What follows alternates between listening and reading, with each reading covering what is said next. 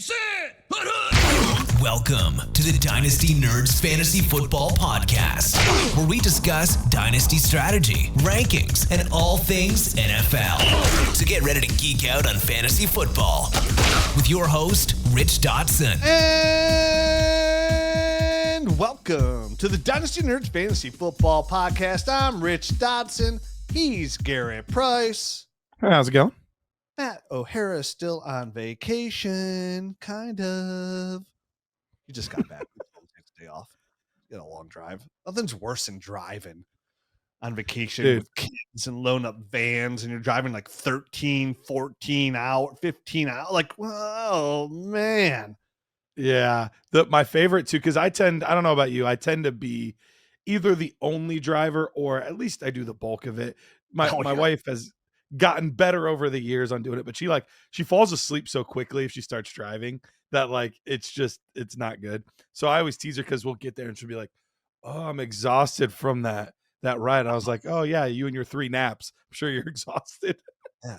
And I don't even like sitting in the passenger. If I'm being dead, I'll complain to my wife, like, I do all the driving, then we go to Outer Banks. It's like 12 hours, right? Like usually by then I'll drive like the 11 hours and she'll drive like the last hour and we hit Ohio. By then I'm probably dead. Cause it's always it always sucks. But it's like when I'm sitting, like she's on her phone all the time, taking naps and stuff. Like I don't mind, like if I'm driving, I get to pick what we're listening to. I pick a podcast that everybody sleeping, I'll listen to a pod. Like I don't mind it. Like when I'm sitting in the passenger seat, like I'm hoping we don't die. I can only look at all of a sudden, then I can only look at my phone for so long. And then I'm like, oh, dude, I'm kind of bored. I'm not comfortable. Yeah. I can't sleep well in cars. I don't get car sick, but I can't sleep well. Yeah, Matt had a rough drive. It's always those last, I could do 8 hours.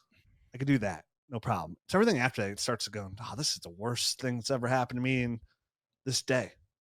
All day. And I am definitely let's conquer it. So for me, I'm driving straight, in a couple of weeks, I'll be going back to Oklahoma, visiting some people down there, helping them. They just bought a new house and they're remodeling it. So we're helping them and whatnot.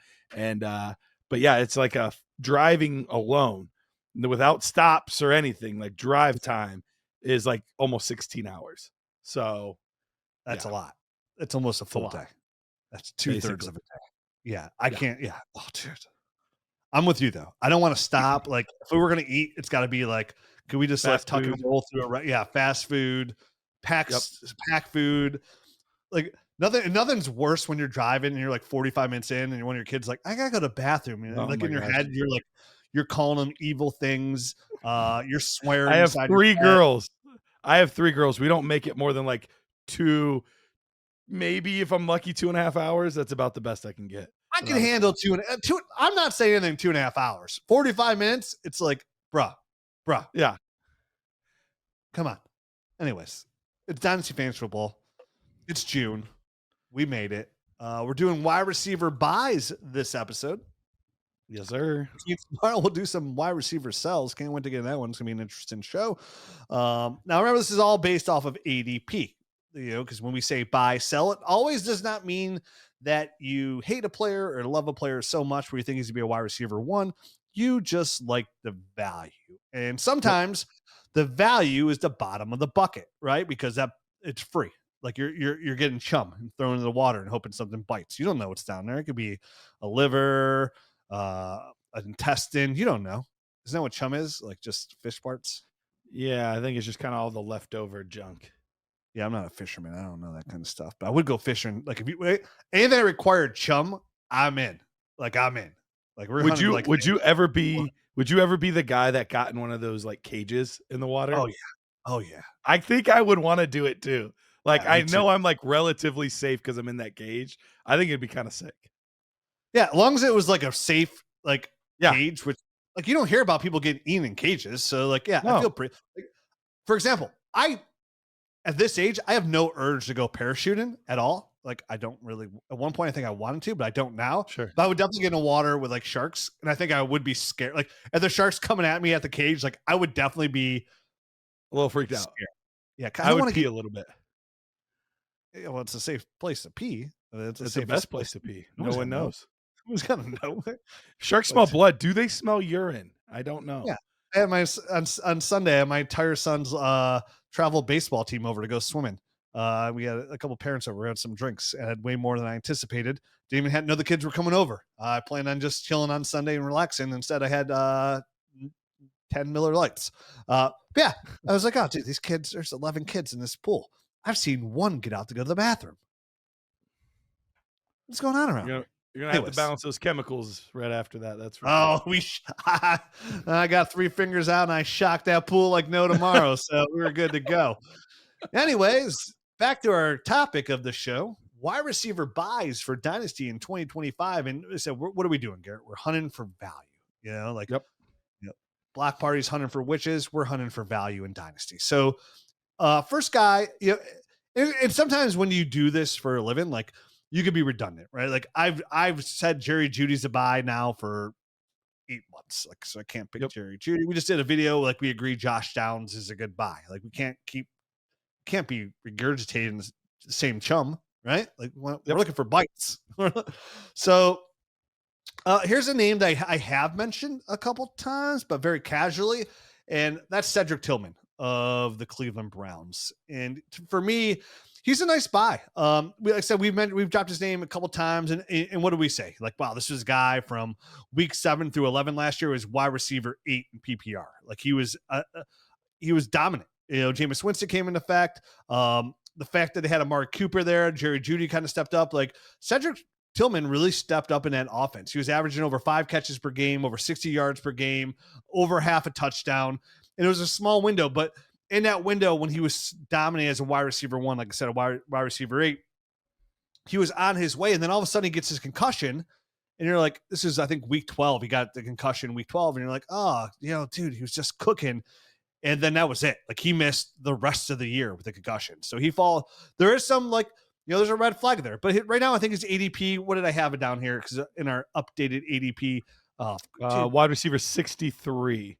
Yeah, there it is. Oh, thanks for highlighting that for me. I hate when I back out of something and it backs out of the app altogether.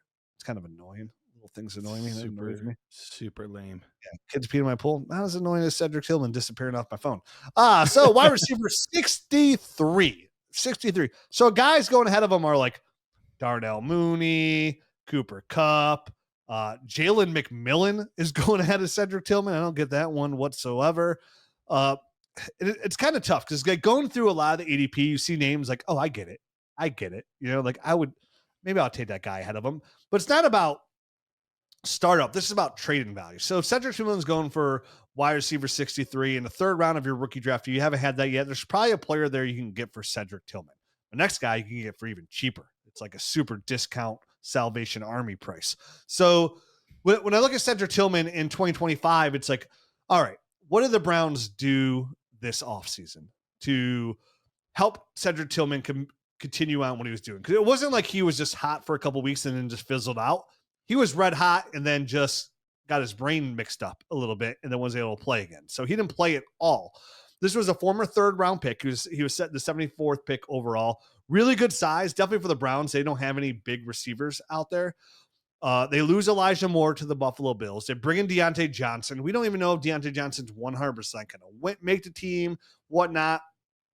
But they don't make any other moves there in Cleveland. They don't draft any receivers to bring in. The other guys behind them, like David Bell, Jamari Thrash, they're zeros, right? They're 0.0s on the value scale.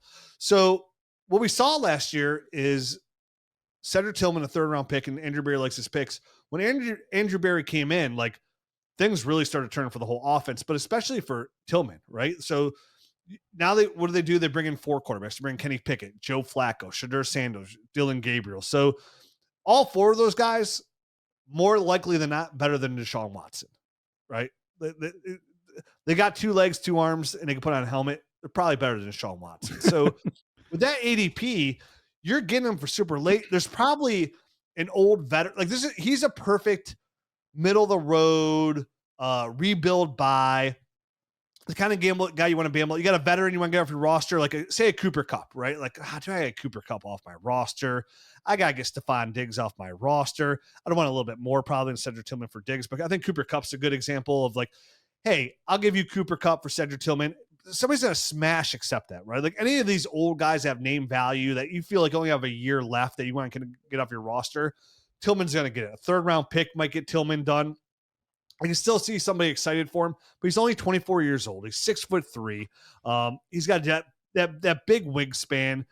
A player that we like coming out. I like Tillman. I remember it was Tillman and who's the other? I had two guys that I really liked. Tillman was one of them. The other one actually is doing significantly better, and I can't remember who it was. Anyways, Tillman coming out, and I just remember going back and watching his tape and like how well he did in the SEC, you know, and the good games he had against like Alabama and Georgia. Even he had that sprained ankle as well. So in 2025, I mean, you look at the Browns. This is a team that's going to struggle, right? Like they're projected to have a top 5 draft pick again, which means they're going to be trailing in games a lot and having to move the ball downfield. And right now, if you look at them, like when you look at some of their, like they play the Bengals twice, they play the Dolphins this year. Like there's some really bad secondaries that they're facing this year as well. So Cedric Tillman is in line, and I would love if somehow Joe Flacco got to start out there because he'd match up with Cedric Tillman. That would be the ideal. Really well. They use him on the outside there as that Z.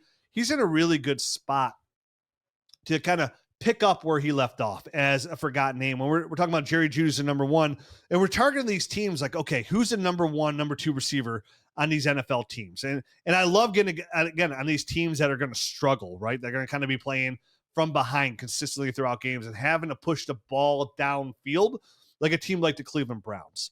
So to have the opportunity to present itself for the value where it is, I really like going through all the ADP. This is one that kind of stuck out for me. Like, hey, this is worth, I can see a big jump here because say you buy him for a third or a vet, and then he does kind of step in and he's like a solid wide receiver 2. And you have that momentum of him being a wide receiver 8 and being 24. There's a lot of momentum there to increase his value, whether you keep him yourself or trade him down the road. Because a lot of times in Dynasty, like you're not just, so we talk about what are we doing with ADP and buys and sells and, you know, chasing value. It's not always for the fact of, oh, I'm trading for this player because I'm starting him on my roster, right? Like, so if I'm in a rebuild team and I trade Cooper Kupp for Cedric Tillman, it isn't even necessarily saying, oh, wow, now I got Cedric Tillman a part of my rebuild. Yeah, that could be part of the answer. Or now all of a sudden I gave up Cooper Kupp or I gave up a third and now he's worth like a higher second round pick. Like I just gained a lot of value here. Maybe now he's worth a receiver who's not doing as much. Now maybe like, ooh, I give up a second and Cedric Tillman, I get a Mecca Ibuka, somebody who's not proven there, a Jaden Higgins. Maybe there's a receiver this year that you like that one's significantly higher. And it's just about, you know, making those lateral moves, kind of like, oh, I traded a pen cap for this. The next thing you know, you own a Playboy mansion. Like what a success story. So right. It's when you're chasing value, it's not always about like, ooh, what player am I going to get to get into my lineup? It's not always about chasing that wide receiver 1 even. You know what I mean? Like, oh, I need to find that next Nico Collins or that next out of nowhere stud receiver or running back. Puka Nacua. Yeah. There's only 12. We talk about this all the time, Garrett, right? There's only 12 of those guys. You're just trying to find value and better your dynasty team. And some of these deep round, deep chum bucket guys are the best way to do that because you don't want to go out there and pay the price of a wide receiver 2, a wide receiver 3. You want to pay the price of wide receiver 63 and get them on your roster and kind of get a 30 player jump. Because you got to imagine, Garrett, if he turns into wide receiver 34, 35, a low end wide receiver 3, he literally doubled his ADP value, doubled it. Right. So like you give a third, now he's worth like a high second. Like that's the kind of value that I love to chase in Dynasty. So let me ask you this, because I'm on board. I really liked what I saw in the short time span last year with this player, but we know that you're in on Jeudy and we expect David Njoku to get a lot of work. So even though this is a team that's going to be trailing, we don't necessarily expect them to be one of the highest scoring offenses in the NFL next year. Are we acquiring Tillman because we are confident that he is going to have a significant role in this offense, or are we acquiring him more because I know either Jeudy or Tillman is going to be a stud, and I think at the price I'm willing to buy both with the hopes that one of them is super legit. Well, I'm buying Jeudy because of the likelihood to potential to repeat what he did last year, which was wide receiver 12.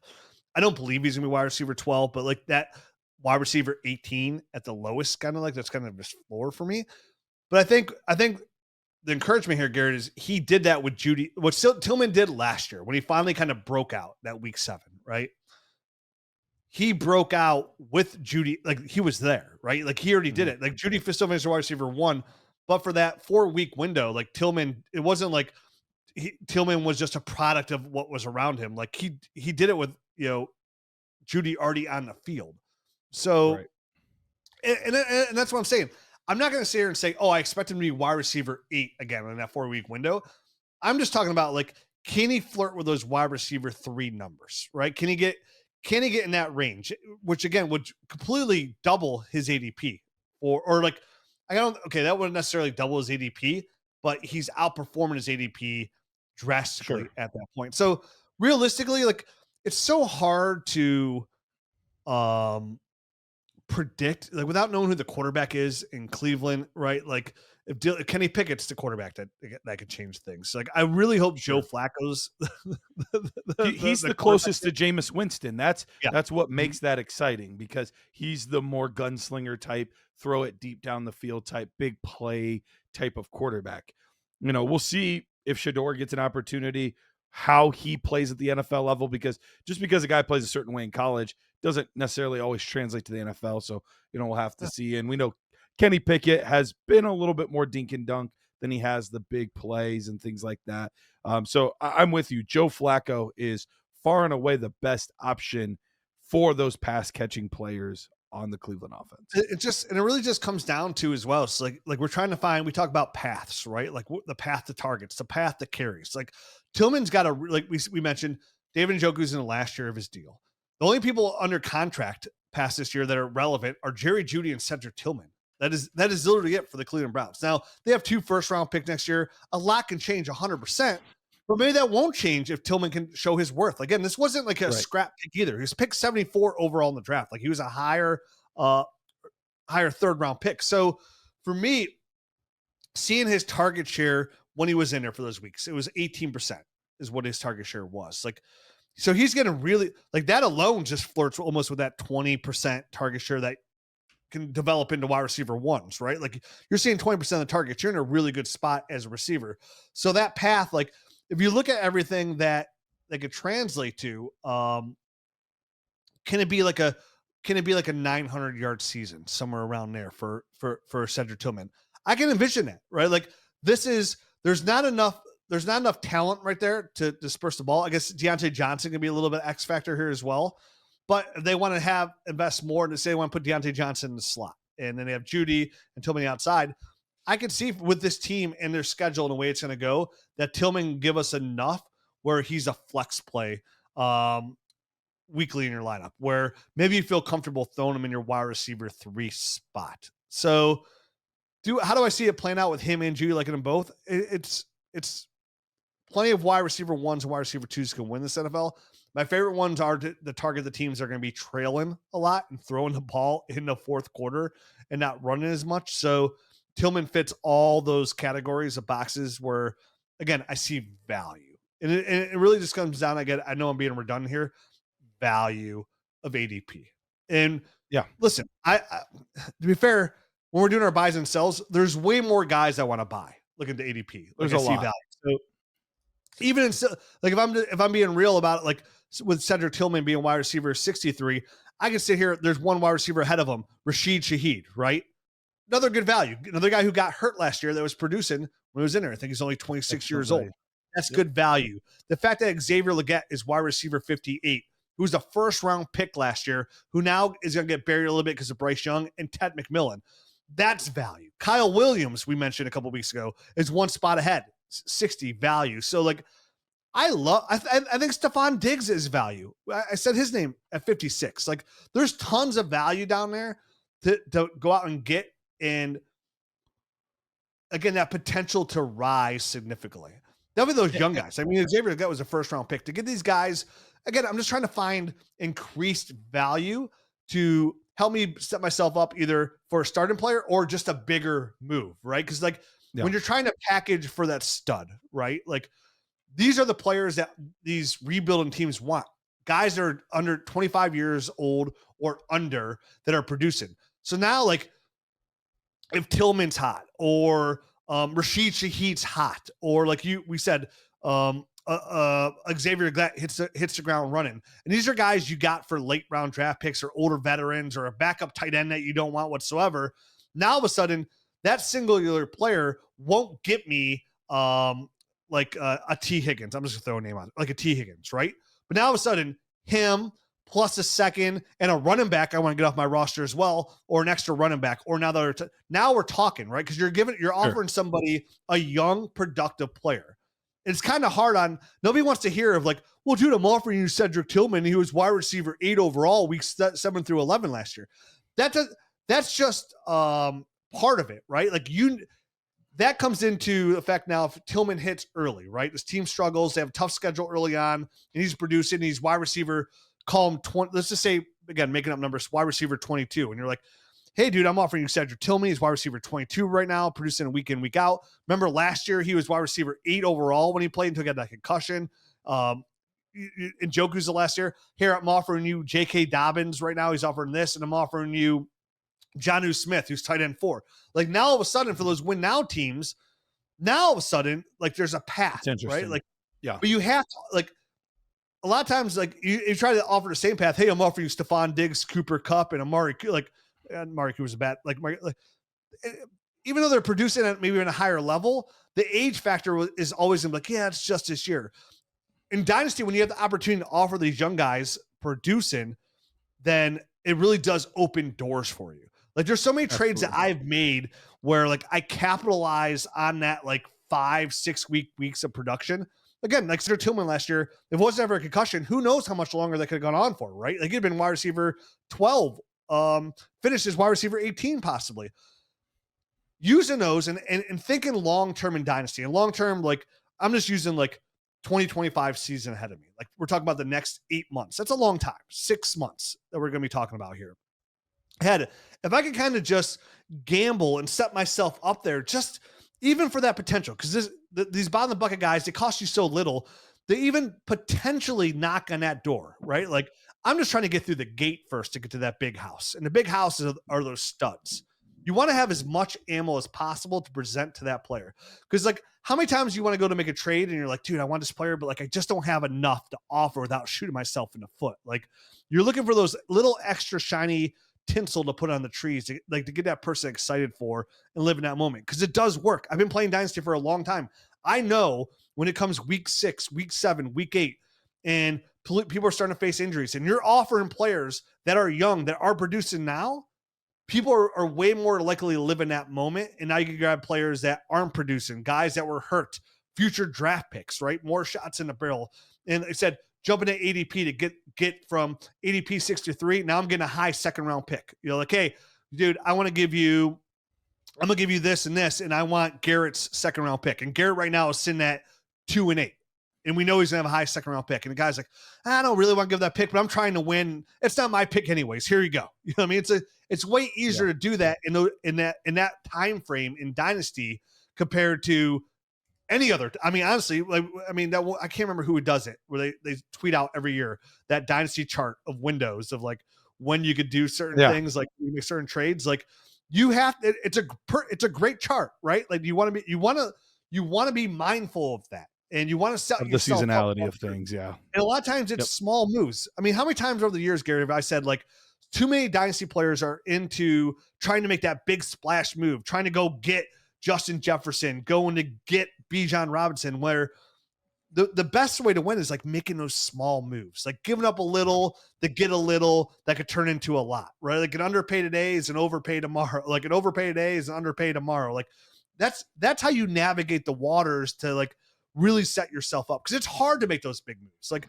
we say, like you can't expect to get something good without giving something good. So you're just trying to set yourself up. That's a very long-winded answer to you saying, how do I say Cedric Tillman? That's all right. We're only 24 minutes in. Dude, you can't let me rant about Dynasty, dude. I can just sit here and do this all day. I'll just have all this philosophy running through my head. It is funny sometimes because I edit the shows. So it is funny. Sometimes I'll be looking at a track and then I'll see like me for a little bit, Matt for a little bit, and then I'm like, oh shoot, Rich is still going. So it's part of the charm. It's part of the charm. You play the game so long, you have to hammer down on these suckers to let them know. All right, well, let's move on from Cedric Tillman. And actually, before I get into mine, I did want to say a little something cool that I forgot to mention at the beginning. But we have actually started a new Dynasty Nerd subreddit. Pete was talking to me about this today.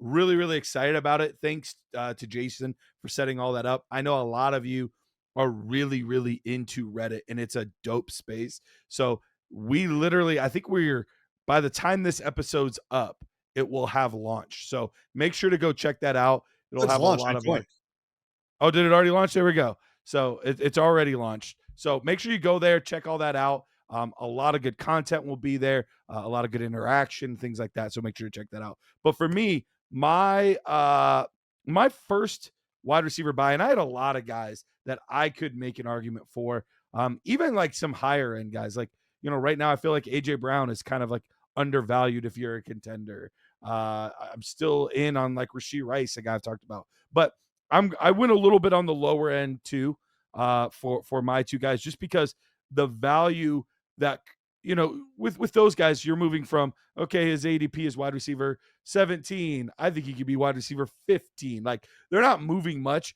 I wanted to pick some players that could absolutely skyrocket depending on how things go this year. So one of them for me was Marvin Mims. And I didn't even fully realize how good of a value Marvin Mims was until I started really digging into the numbers. Right now, his ADP dynasty-wise, we're looking at wide receiver 60. But I was digging into a lot of the PFF numbers. Last season overall, for the whole season, Marvin Mims was ranked PFF-wise as the 34th receiver. He had the 34th best receiving grade. But he really wasn't even used in the offense until midway through the season. So from week 11 on, Rich, guess where Marvin Mims was as a rated receiver? From fantasy or just rated? Just how PFF rated him overall receiving grade. I remember he graded out really well because I'm a big Marvin Mims guy too. So like any kind of news nugget, I kind of try to follow. Sure. I'm gonna go wide receiver 14. You were exactly right. If you get rid of the 1, he was wide receiver 4. So the only players that were ahead of him, Puka Nacua, Drake London, Mike Evans. That's it. He was the top rated receiver from weeks 11 through 18. He was an absolute animal. Same thing happened in fantasy points. He skyrocketed up. He was wide receiver 26 from week 11 on. So he was really, really good last season. But the thing that really instilled this confidence in me is you look at what the Denver Broncos did this year in the offseason, and they said, hey, we need to get more weapons for Bo Nix. And you're like, oh man, well, maybe that scares me a little bit about Mims. Well, where did they get those weapons? They brought in a new tight end in Evan Ingram. They brought in two new running backs, and now J.K. Dobbins, R.J. Harvey. Maybe we should touch on that real quick. 2 new running backs. And then, yes, they did bring in a receiver, but Pat Bryant plays the game absolutely in the opposite way of Marvin Mims. He's more like Cortland Sutton. He's more like Vele. He's more like those guys. Marvin Mims is still the gadget guy, the take the top off the defense guy. And you could tell they made a concerted effort in the second half of the season to get him the football.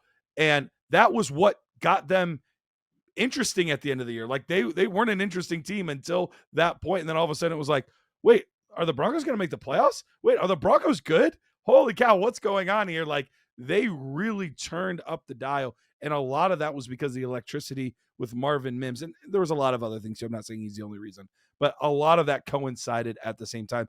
So I think they believe in this player a lot. I think that they have put a lot of faith in him. And I just don't see how he's not better than wide receiver 60 and ADP next year. Like I just do not see a scenario that 12 months from now, we're sitting here talking about it and we're like, oh, he's wide receiver 72 now. No, like he's going to be in minimum the 50s, but I'm guessing the 40s, 30s, maybe even in the 20s if he blossoms like he really could. Yeah, you mentioned the second half of the season when Marvin Mims really took off, and I remember Sean Payton making a comment like, yeah, like it's put that on me. Like I should have been using Marvin Mims more. And I remember getting really excited about Marvin Mims. And I was talking about him last year as a buy low. Now I got excited about him and like how they didn't have a player on the roster that was like him. How the fact that he was Sean Payton's first pick in Denver, and they traded up for him as well out there, and how he could be like that gadget receiver that they don't have. And you're right, they draft Pat Bryant as like a Cortland Sutton replacement, a third round pick that you hope these are the kind of guys you want to develop. Cortland Sutton's a free agent after this year. See you later. They got a Sean Bailey. Another nice player, but still kind of fits that Cortland Sutton role. They bring in Evan Ingram. Of course, they signed J.K. Dobbins, and they bring him in R.J. Harvey. A lot of people are like, "Oh, Rich, R.J. Harvey. Like, is this the death of R.J. Harvey?" Absolutely not. Historically, I looked into it. Sean Payton historically in Denver or in New Orleans had the number one top 3 fantasy football rushing offense for like 15 years. Like, there's a couple outliers. And somebody tweeted me like, well, how much of that was Alvin Kamara and Mark Ingram together? Two out of the 15 years. He still did. He did it with Pierre Thomas, Darren Sproles. It went back farther in other running backs. Because I dug deep into it. So any dip on RJ Harvey whatsoever, because it's J.K. Dobbins news, buy. They invested the second round pick in RJ Harvey. He's the future there. He's going to get his carries. Sean Payton 100% can run both running backs in that offense at a high level. They have the number 1 run blocking offense in the league. And you mentioned they don't have a lot of weapons out there. So I think with Bo Nix, with his with Marvin Mims, he has a chance to really establish himself as one of the number 1. To be clear, though, the Dobbins thing isn't nothing, though. Like they paid him $5 million. Like he's a legitimate asset that he showed last year that he still has juice. So I think we'll see both of them as workhorses there in Denver. I don't think we see anybody else. I think it's basically a 2-headed monster there. But I think we're going to see fairly even split, maybe a little bit more for Dobbins early, and then if RJ Harvey comes along, maybe he gets a little more towards the end. Yeah, I think that's a good fair assessment. I saw somebody bring up on Twitter like, oh well, Audric Estime, like RJ Harvey's dead. I'm like, Audric Estime was even active for the playoffs. He was inactive. Like he's dead in the water. And you're right. Technically, like why was I so high on RJ Harvey? It's because he was going to get all the touches, like all the touches. There was nobody else there. So it made the perfect sense they had to bring another running back. Mm-hmm. Somebody asked me on Twitter, like, hey, does J.K. Dobbins put the flame out on RJ Harvey? And I said, absolutely not. All it does is dim the light. Because you're right. It's not nothing whatsoever. J.K. Dobbins is a very solid running back. Bounced back after Terrence Kelly rushed for over 1,000 yards in L.A. The crazy thing was I saw a report in Albert Breer's Monday Morning Quarterback is that LA actually offered him a decent contract and J.K. Dobbins balked at it. So then he went and got Najee Harris instead and then drafted Hampton. The rest of history. He probably regrets that one, but he ends up in a really good offense. I think you're right. I think both will hold water in fantasy. I think one of them will be like a surefire start, a bowl player, but I think the other player will be a flex option for you as well. I think they're both going to be solid options, but it goes for me sitting here on this podcast going, dude, RJ Harvey's a top 6 fantasy football. That's my bold prediction. That I totally rescind that now, right? Like, because J.K. Dobbins is going to affect that some. But this isn't like, that's what I said. If there's any dip on RJ Harvey, buy the dip. But back to Marvin Mims, so RJ Harvey's a buy now. If we're doing receivers, Marvin Mims, I'm in that too. Again, late ADP, great upside.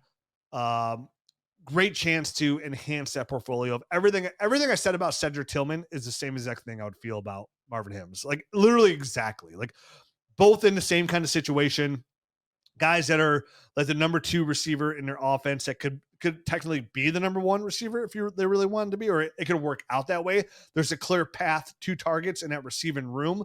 So, I like to do that. You look around teams like, okay, you look at depth charts, like who's the number 1 receiver? A lot of these teams, you can name all the number 1 receivers, but like, can you name every number 2 receiver? Like, okay, the moment you can do that, like that guy holds dynasty value. That gives you 64 guys. Now there's only 36 top receivers, but 64 guys, wide receiver 1, wide receiver 2s. And that's even kind of the tight ends where Brock Bowers is the number 1 tight receiver.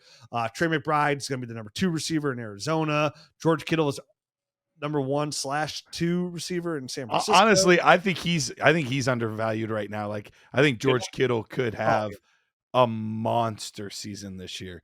But points per game, he's been top 3 for the last, I think, 6 years, 7 years. George Kittle. His problem's always getting dinged up, but if he could stay healthy, he could just have an unreal season. Yeah. So if you're doing tight end sells, like, or value, like, even though he's still going like the 4th, 3rd tight off the board, George Kittle's still a really good value. A guy who could definitely be the number 1 fantasy tight end for sure. So absolutely. Anyways, if you're like me and you like to talk fast, you like to drive fast, you like to pelvic thrust fast, then I got something for you. It's called FastDraft. That's right. Us fast people got to get some things in there that we love as well. And FastDraft offers that. Let you play best ball and have a whole entire draft in under 5 minutes. You want to go out there, enter their $50,000 contest and win some serious cash, fly out, then fly out somewhere nice, fly me out too. Cause I said, hey, trade for Cedric Tillman, and now you just won $50,000 because you drafted him in FastDraft. I'm open to it. Like, I'll hang out with strangers. I don't even know about that. So for me, FastDraft gives me the opportunity, I've been saying forever, in the summertime to have a lot of fun drafting football teams. Like, there's the best part of fantasy football. The reason we play redraft is the draft, right? Like, it gets real sad real quick in season, but the draft, it's like your NFL team. Like, I have it. Everybody's like 0-0, right? Like, I have a chance. Like, you like what you did. Yep. Some people come away like, oh, I hate my team, but not me. I come away all the time like, ooh, look what I did. I'm winning it all. I don't even look at other people's teams. I just stare at my gorgeous looking thing. So FastDraft is going to give you the opportunity to get in there, do best ball. If you don't know what best ball is, you draft a team, and then that's it. You set it, you forget it, and every week the best players who score the most points go into your starting lineup. And at the end of the year, whoever has the most points wins all the cash, or whoever has the second most points wins some cash. Every contest is different. Some people pay out 1,000 people. It all depends on how many people are in there. But FastDraft, get in there. You're going to find a draft just for you. Make sure you use that promo code NERDS, because if you do, they're going to match your deposit up to $50. So you're going to you put in $50, you have $100. That's going to give you the rest of the summer to get in there and do some FastDrafts. So I do one a week. I'm in there. I'm like, hey, I'm going to scratch my itch. I'm going to get in there. I'm drafting once a week. And on top of that, if you enter the promo code NERDS and you play a $10 contest, we are going to hook you up. What are we going to do? We're going to give you a free year to the Nerd Herd. You're going to get a lot of dope stuff. And by dope stuff, I mean the Dynasty GM, Dynasty Tools, the Film Room, extra podcasts, the Nerd Score. Just go to dynastynerds.com, click around and see all that stuff. And I'm like, dude, I would pay for this. Hey, you can get it for $10 because of our sweet ass partners at FastDraft. So go to FastDraft, go to your app store, download the app, go to draftfaster.com, enter that promo code NERDS, because you got to enter the promo code NERDS, because we can't hook you up if we don't know you even use our promo code. And then we're going to send you the free Nerd Herd yearly membership. And if you're a Nerd Herd member already, don't worry, we love you too. You're with us. We're going to send you a gift. By the way, too, with FastDraft, they just recently opened up in Pennsylvania now. So if you're in Pennsylvania and you tried before and you weren't able to, and I haven't seen the most recent update for sure. If they're not available in Canada yet, they're about to be very soon. Yeah, I think Canada and Pennsylvania. So for everybody that writes us and says, "Oh, dude, I love you guys, but Pennsylvania can't get it." Canada's a big spot. Listen, if you want to drive from one end of Canada to the other, it's going to take a long time. It is. Yep. So there's a lot of, and we're big in Canada. We're real big in Canada. Hey, well, to be fair, we're real big everywhere. So I wish we were bigger. Real big in Sheboygan. So check it out. FastDraft. That's a great point, Garrett. They just opened in Pennsylvania.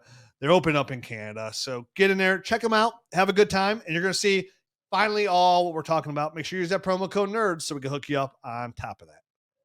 And make sure you also swing by FFPC. If that itch is just a little stronger than a best ball, you're like, no, I want to do all the dirty work. I want to manage this team from the beginning to the end. I want to draft. I want to trade. And I want to make sure that I am setting the right lineup each and every week. Head on over to myffpc.com, the most steady, stable place to play fantasy football. There are so many places that you can go and, I'm going to sign up for this league with this random guy. And then a year later, they're like, oh, this league's folding. You're like, dang it. Wasted all that time, all that energy building this team up for nothing. You don't have to worry about that there. They have a lot of unique formats, including some IDP stuff. So if you use promo code NERDS, whether you're doing a $35 league or a $2,500 league, we're going to give you $25 off your entry fee with promo code NERDS. So head over there, myffpc.com. Use that promo code NERDS. That's a good site as well. So my next bite is he was wide receiver. What was he? Wide receiver 99. Wide receiver 99. And this is why it's intrigued. I'm going to say the name. You're all going to throw up a little bit in your mouth. But like ever since he signed with his new team, I've been slightly interested. This is a player that I have been intrigued with since the moment he came out of the draft. Like this was a player you and I and Matt were all high on. Looked absolutely fantastic at Ole Miss. Like I remember him catching balls that were pretty much on the ground. And what happens? He comes out. He's the 34th overall pick to the New York Jets. And that's, at this point, you know what I'm talking about. It's Elijah Moore. And you're like, Rich, Elijah Moore, you're really grossing me out. He's been in the league for going on. This is going to be his 4th year in the league. Is this the 4th year? I think this is year 5. 2021, 22, 23, 24. This is his 5th year in the league. Elijah Moore is only 25 years old. Elijah Moore has had nothing going for him but doo-doo butter quarterbacks. That's what he's had going as the number 2 receiver in offenses. He's been nothing good. But we saw it last year as well. I mentioned Cedric Tillman when Tillman went down as well. When Jameis Winston came in, like Elijah Moore had a couple games there where like he looked pretty solid, really solid route runner. Obviously has some really good hands. He goes and signs with Buffalo, and early reports of OTAs that he shined. Again, I don't get overly excited about reports about OTAs, but just to hear his name mentioned where they just extended Khalil Shakir. They have Keon Coleman, their 2nd-round pick last year. They still have Curtis Samuel, but like the name that popped out of like those early OTAs was Elijah Moore. Gets me excited. So this is a player that might be on the waiver wire in some people's leagues if they're a little bit more shallow. Being the 99th overall wide receiver 80 in ADP he's absolutely free. Like he's free. This is a player, I think the Browns, did they give him a 3rd-round pick for Elijah Moore at the time? I believe so. Yeah. Yeah. I mean, that's a pretty good draft pick to give away. That's how much Andrew Berry believed in Elijah Moore's talent. The Jets believed in Elijah Moore's talent enough to draft him 34th overall. I believed in his talent enough watching his tape to think he was a late, almost borderline late 1st-round pick in rookie drafts. So this comes down to what I was saying earlier, Garrett. Like when I see a player who's free, who's 25, like, do I think he's going to come out there in Buffalo and just be the number 2 outside of Khalil Shakir? No, probably not. But when he's free and he's 25 and it's the players that I liked a ton all at this point. I remember the Browns traded for him. I was in Dominican Republic and I was running laps around the pool. Now, obviously, at this point, I had like 12 mojitos. I was literally like running around the pool, like celebrating like this weird guy in Dominican Republic, excited about Elijah Moore. Cause I remember like, I think Pete texted the group chat, like the Browns just traded for Elijah Moore. And like, I'm going like nuts. So with that ADP of 99, I am just excited about, okay, this is Elijah Moore's last shot of relevance. And he's doing it with Josh Allen. I don't know how that receiving room is going to shake out. We don't know if Dalton Kincaid's going to pan out. We don't know if Keon Coleman's going to be there too. We don't know. We know Khalil Shakir just got extended, but Khalil Shakir didn't even get paid number 1 wide receiver money. Somebody's got to step up in that receiving game outside of Khalil Shakir. Who's that going to be? I don't know. But for a guy I can get for a 4th-round draft pick, which is pretty much 0.0 value to me, almost like you're taking these extreme long shot, I bet you get Elijah Moore for a 4th-round pick. People are just excited to get him off their roster. Maybe they're excited to see him in Buffalo.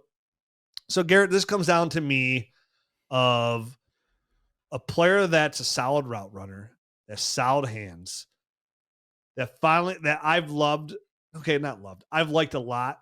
Going back to 2021, watching his tape out of Ole Miss, he finally gets a shot with an elite quarterback, and that is something that I'm always willing to gamble on. And this is one of those buys. It's a throwaway buy, right? The price is so low. If it doesn't work out, you can't be like, thanks a lot, Rich. You know what I mean?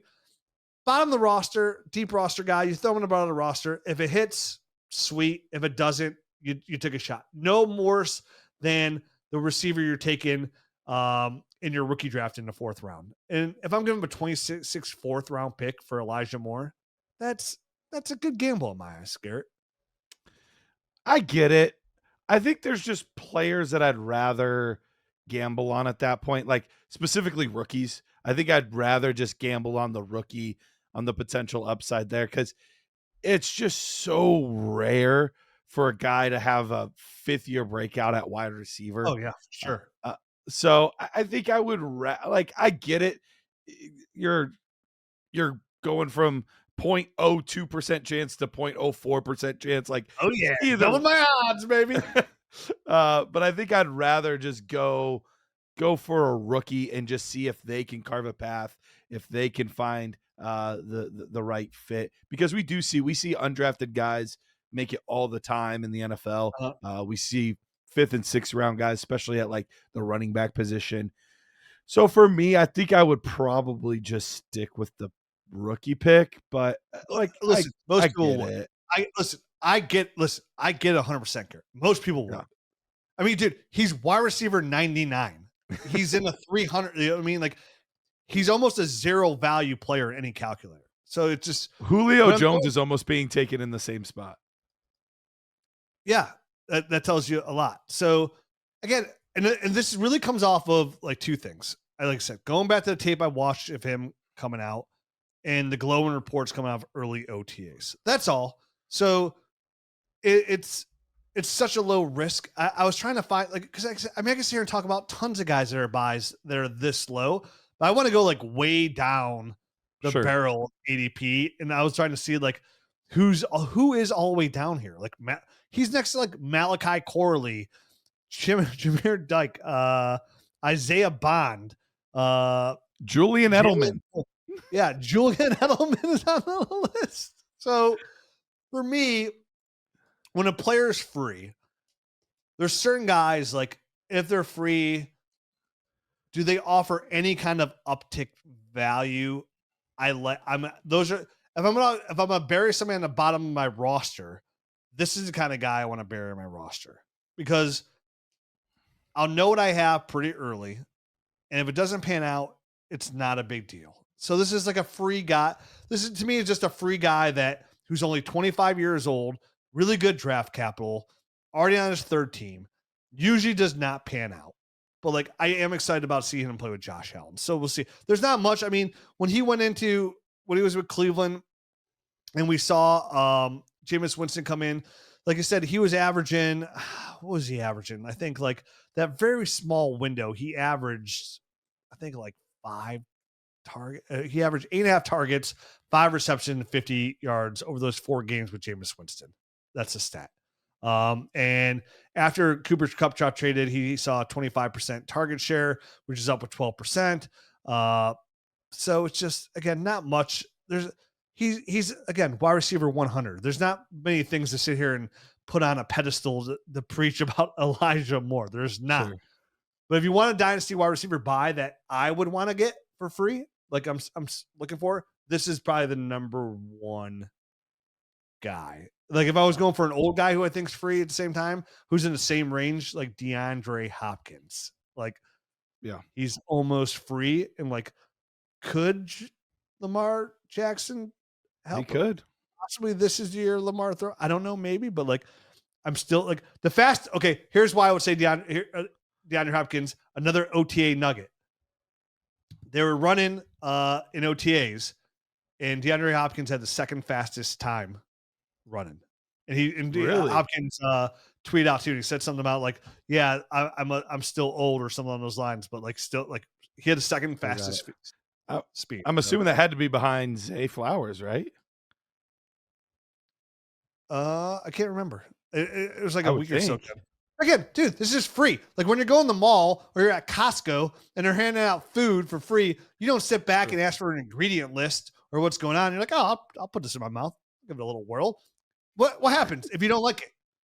There's a little basket right there. You spit it out. Yeah, 100%. You get that little napkin. You're like, what do? You don't like it? You spit out. Hey, yeah, did Elijah Moore spit it out immediately? Who cares? I'm just about a free asset here. I mean, dude, could we dig deeper? We mentioned Garret before the show. Even you're going to mention guy names. There's a ton of guys. I think Calvin Ridley is a good buy. You know what I mean? Absolutely. Michael Pittman, a good buy. Rashid Shaheed's good buy. We have ADP on the Dynasty GM. So if you sort it by ADP, I love to do that as well. Like, so when I was on a show recently with JJ, and I was saying like, oh, he's like, do you use Keep Trade Cut? And I was like, no, I don't use that site ever. Like, I was like, I use ADP. Like Dynasty Nerds runs ADP every single week. So we update the app every single week. So if you go to the Dynasty GM and you sort it by ADP, I always like to look at ADP as like a gauge the way how the community's feeling. And then I love to go down to like what we're doing now, what you did too, like wide receiver 50 and down, and just see what the community is on these players. And if there's players I like, I just start throwing out insulting offers on them because I know players, the people don't like them or try to get guys like that. Like if I see like Roman Wilson, for example, is wide receiver 80. Okay, guess what? Aaron Rodgers signs her. There's a clear path for Roman Wilson to be the wide receiver 2 there. Everything we said about Cedric Tillman, Marvin Mims applies to Roman Wilson as well. He was a 3rd round pick, just like Cedric Tillman. Like everything we just said about Cedric Tillman and Marvin Mims, it could be Roman Wilson. He was there last year, and they don't have Evan Ingram or David Njoku there. They got Pat Freiermuth. You know what I mean? So like ADP is such a fun tool to look at for like the low valued players. And what's good about our ADP is it's like really up to date. We run it every single week and we kind of update it that way. So I just like to go down there and scroll through and see names, and you're going to see a lot of doo-doo, but you know, there's always a golden nugget in there, Garret. Always. Absolutely. Like, where do you sift it?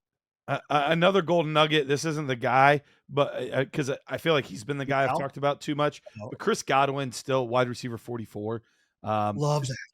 Just such good value. Like I get it. We're excited about Trey Harris, Jaden Reed's flash, Jaden Higgins looks okay, but like I would easily take Chris Godwin over all those guys, especially if I'm a contender. Cortland Sutton, I'd take him ahead of. Luther Burden, I'd take him ahead of. Matthew Golden. Like there's just a lot of these guys that are older. Like even Tyreek Hill right now, he's wide receiver 32. I might rather have Chris Godwin. It's close between those two. Like injury, well, they're both coming off injuries, but like I feel like he's closer to Tyreek Hill than he is guys in his range right now, like Khalil Shakir and Keon Coleman. Like I feel like he's closer to Hill than those guys.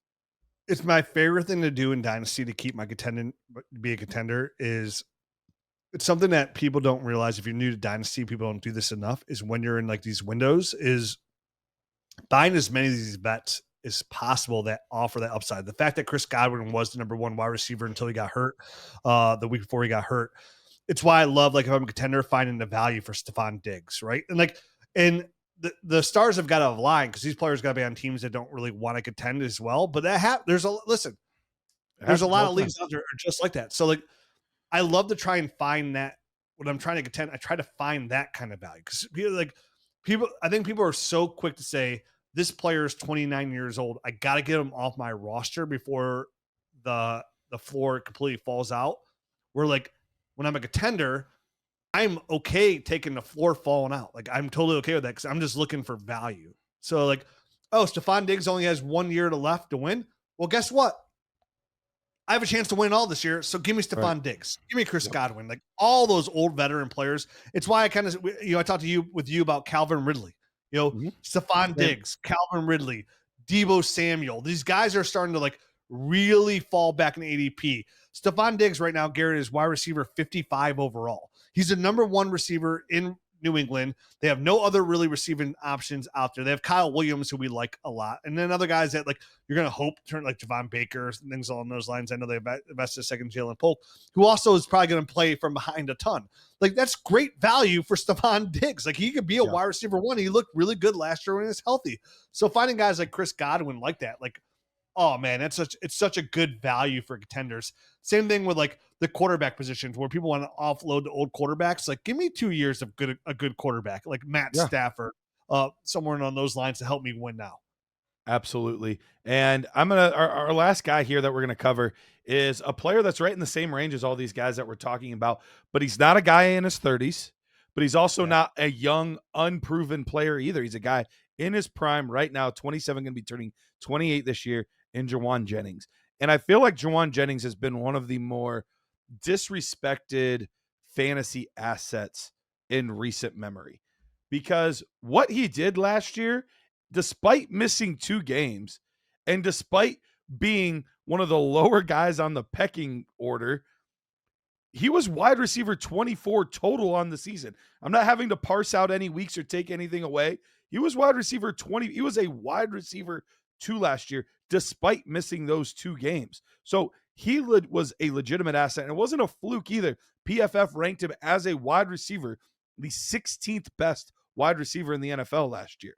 So he was doing it with legitimate route running, legitimate ability to go up and get the football, legitimate run after the catch. Like, he was making plays happen. Brock Purdy loves him. He targets him often, but his target share has an opportunity to go up, because the only thing that's changed on this team is Debo's gone, which Debo actually played all year last year for the first time in a while. He just didn't do it well. Debo's gone, and Brandon Ayuk is probably not going to be starting the year ready to go. So if that's the case, it's basically in the wide receiver room, him and Ricky Pearsall. And this is not a dig on Pearsall. I like Pearsall too. I have no problem acquiring him. But Jauan Jennings has already proven that he can be a wide receiver too, but yet his ADP is wide receiver 54. And he's in his prime age at 27, turning 28. So for me, I feel like this is one of the sneaky guys that really shouldn't be that sneaky. Yeah, and I think there's a chance that Ayuk gets traded. Like, it could happen, by the trade deadline. I think it's a realistic thing to happen. It sounds like him and Purdy have a little tense relationship now too, and there's a lot of rumblings.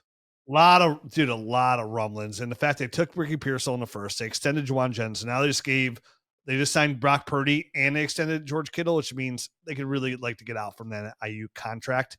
Mm-hmm. So once that get a little bit more through that year, I can see IU getting traded in season, and that would really help Jauan Jennings as well establish himself potentially as the number 1 receiver in this offense until, it could be Pearsall, but right now it would be Jauan Jennings. And the number 1 receiver in a Kyle Shanahan offense is a championship caliber player in fantasy football. So love that buy as well. I'm glad Matt wasn't here, because he could have got a word in. No time for his buys, because I had a lot to say this episode. I really did. But I have a lot to say a lot of times. That's why I started my own podcast. Suck it, nerds. And that's why you listen to us. So with that, we'll see you.